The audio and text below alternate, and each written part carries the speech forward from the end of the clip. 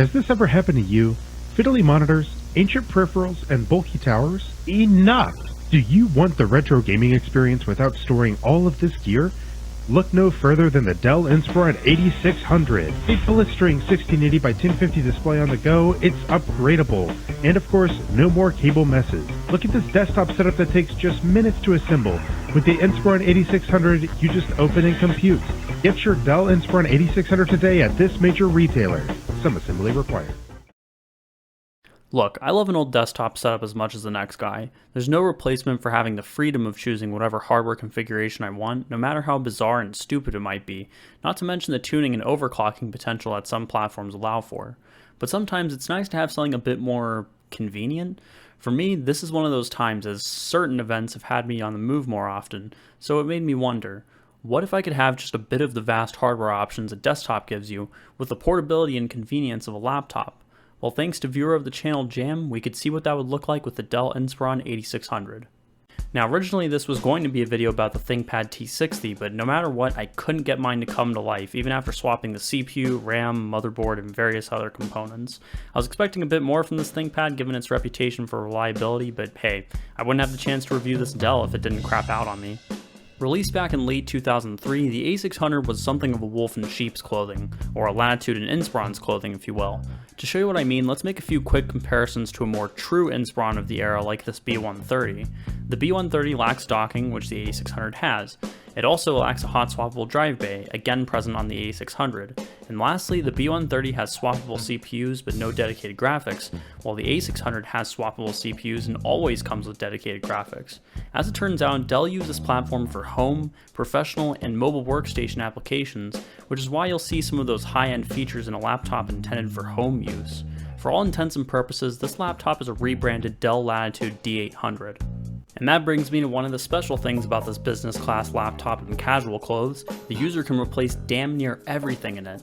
Typical of the era, you can swap the memory, HDD, and wireless card, but as I mentioned, you can also swap the CPU between a myriad of Pentium M's, and it doesn't just have dedicated graphics, it has swappable dedicated graphics.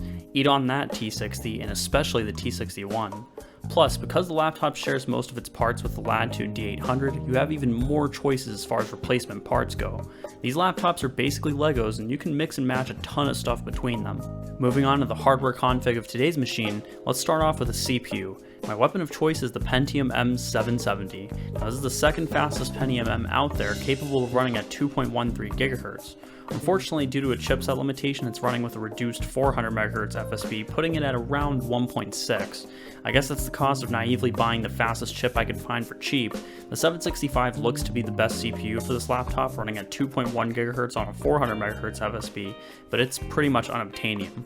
Despite this being on the lower end of what this platform can offer, it'll be more than enough for the GPU. This was a very high IPC chip for the time, so it'll still be matching up with faster Pentium 4s.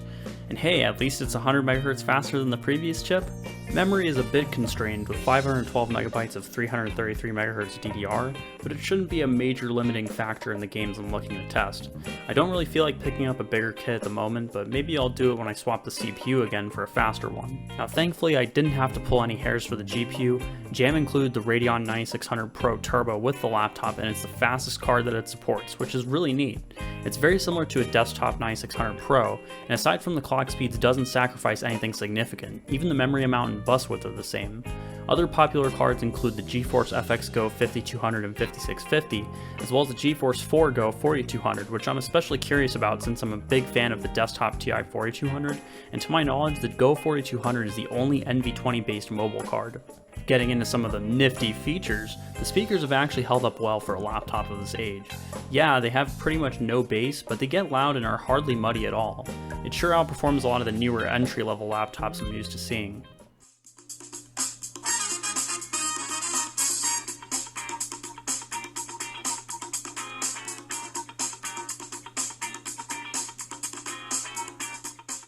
The display is something of a blessing and a curse. It's a 1680 by 1050 panel, and hot damn does it look good for its time. It's not the brightest thing out there, but it's easily beating the 1280 by 800 screens I usually find on laptops of this era. There is a bit of a caveat to the high resolution though. While it's wonderful for desktop and general usage, it's overkill for gaming considering the graphics card. The 9600 is not nearly powerful enough and lacking VRAM to play a lot of early to mid 2000s games at 1680 by 1050. Now it can manage 1280 by 800 just fine, but with the stretching, most games are going to give you an image that looks something like this, which is alright. It's a shame these laptops were never able to accept 256MB video cards, as I feel this would help a lot with running games at such a high resolution. Surprisingly, this is not the best display the laptop could come with. That goes to the crazy 1920 by 1200 version. I will give the ThinkPad this, it has the decidedly better keyboard. The A600s is still pretty decent, but the T60 sounds better and has a lighter key weighting that really completes the key feel, at least for me. On a similar ThinkPad thread, like I mentioned, the laptop supports a few docking stations, with some even opening up the use of PCI cards, and reminiscent of the Ultra Bay, we have a hot swappable bay that supports optical drives, floppy drives, and even a secondary hard drive or battery.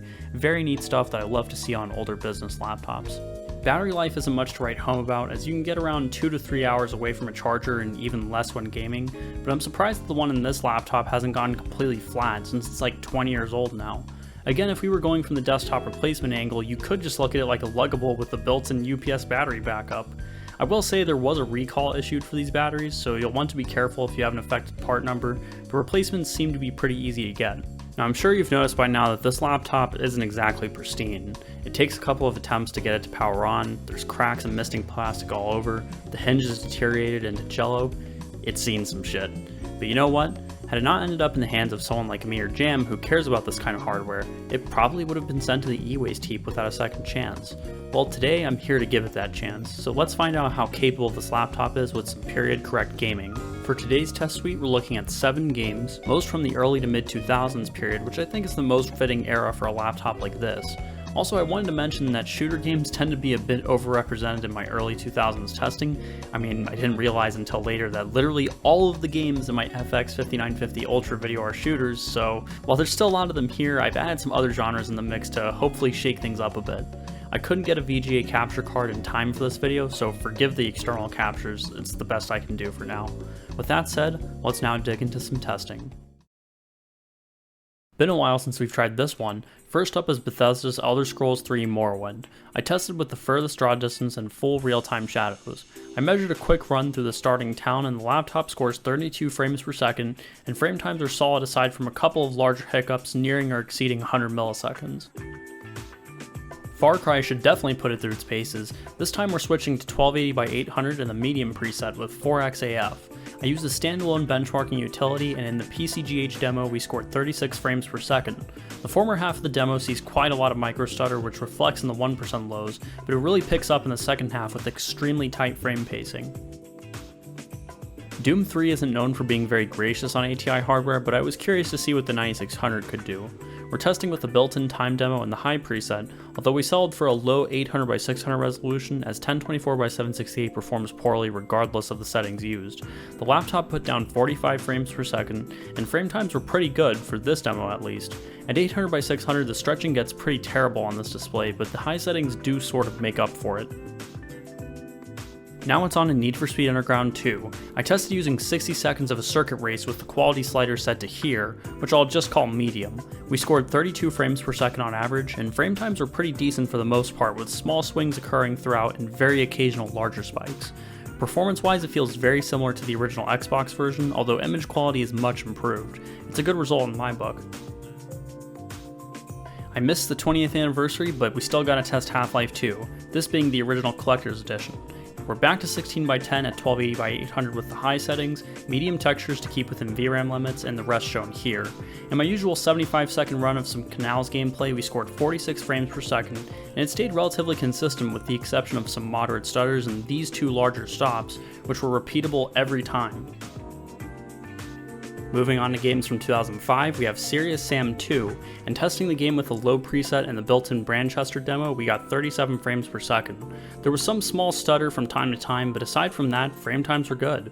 With the games getting more demanding, settings will have to be cranked down a bit, but at this resolution, the game still looked pretty okay. And finally, we're featuring a LEGO game on the channel for the first time, and we've got the complete saga running with its default settings. I tested 30 seconds of some combat in the first level, and we got 36 frames per second. This stayed super tight aside from a couple of larger spikes which are reflected in the 0.1% lows, although I wouldn't say they occurred often enough to be a significant pace breaker during gameplay.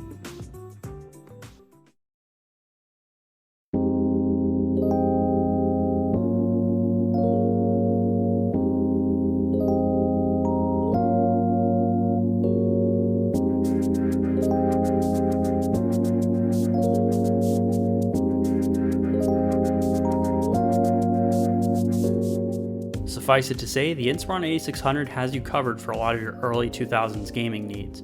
Now, mid-2000s stuff is more of a mixed bag, and while it can manage a lot of those games, lower resolutions and/or settings will be needed. For what it is though, I'm pleased with the performance on offer and found this to be a great laptop for games from 2000 to 2004. As for my verdict on everything else, well, I think it's also worthy of a lot of praise. Upgradability is outstanding owing to the modular design. You've got swappable CPUs, memory, video cards, and a host of bay accessories, so there's dozens of potential configs here. The configurability is amazing as it is, but the hardware actually available to you is excellent too, offering pretty much the best mobile CPUs of its era and a solid lineup of video cards to back them up. Features-wise, it's well equipped with high-resolution displays, good speakers, and dockability being standouts that are seldom found on laptops for home use. Even though today's sample hasn't fared incredibly well over the years, they're reasonably sturdy laptops when you find them in good condition. If anything, these battle scars are a testament to how much abuse this thing can handle without giving up.